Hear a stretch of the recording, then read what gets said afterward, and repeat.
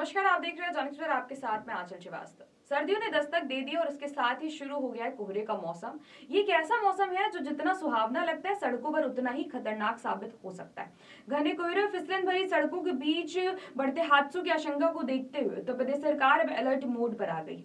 प्रदेश परिवहन राज्य मंत्री दयाशंकर ने परिवहन निगम और क्षेत्रीय अधिकारियों को साफ निर्देश दिए हैं कि बसों की सुरक्षा और तकनीकी फिटनेस पर किसी भी तरीके की ढिलाई बर्दाश्त नहीं की जाएगी। मंत्री ने कहा कि सरकार की पहली प्राथमिकता है यात्रियों की सुरक्षित और सुगम यात्रा सुनिश्चित करना। आपको बता दें कि नवंबर से जनवरी तक पूरे उत्तर प्रदेश में कोहरे का असर सबसे ज्यादा देखा जाता है। सुबह और देर रात के वक्त विजिबिलिटी बेहद कम हो जाती है, जिससे जरा सी गलती भी बड़े हादसे का रूप ले सकती है।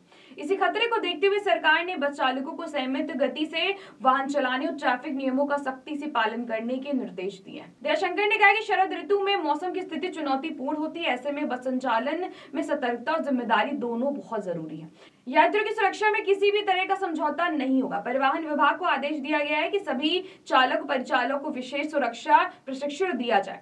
इस प्रशिक्षण में उन्हें सिखाया जाएगा कि फॉग और फिसलन भरे रास्तों में वाहन का नियंत्रण कैसे बनाए रखें, कम दृश्यता में हेडलाइट और फॉग लाइट का सही इस्तेमाल कैसे करें और आपात स्थिति में यात्रियों की सुरक्षा को कैसे प्राथमिकता दें। अधिकारियों के मुताबिक ड्राइवरों को रात्रिकालीन ड्राइविंग के दौरान लो बीम लाइट्स और रिफ्लेक्टिव मार्किंग्स की तकनीक भी सिखाई जाएगी।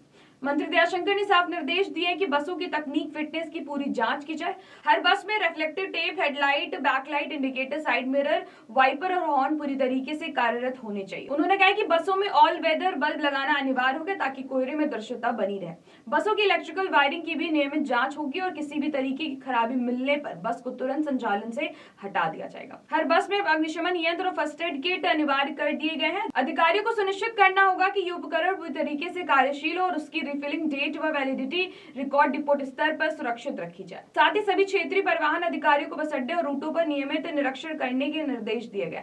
जो बसें तय सुरक्षा मानकों का पालन नहीं करेंगे उन्हें फिटनेस सर्टिफिकेट नहीं दिया जाएगा। सर्दी की ठिठुरन और कोहरे की चादर में छिपे खतरे अब सरकार की निगाह में हैं। अगर आप सफर पर निकल रहे हैं तो सावधानी बरतिए, क्योंकि जरा सी लापरवाही जिंदगी पर भारी पड़ सकती है। सरकार की कोशिश है कि हर यात्री सुरक्षित पहुंचे, चाहे मंजिल कितनी भी दूर क्यों ना। तो ऐसी देश और दुनिया की बड़ी खबरों पर नजर रखने के लिए आप जुड़े रहिए जन एक्सप्रेस के साथ। नमस्कार।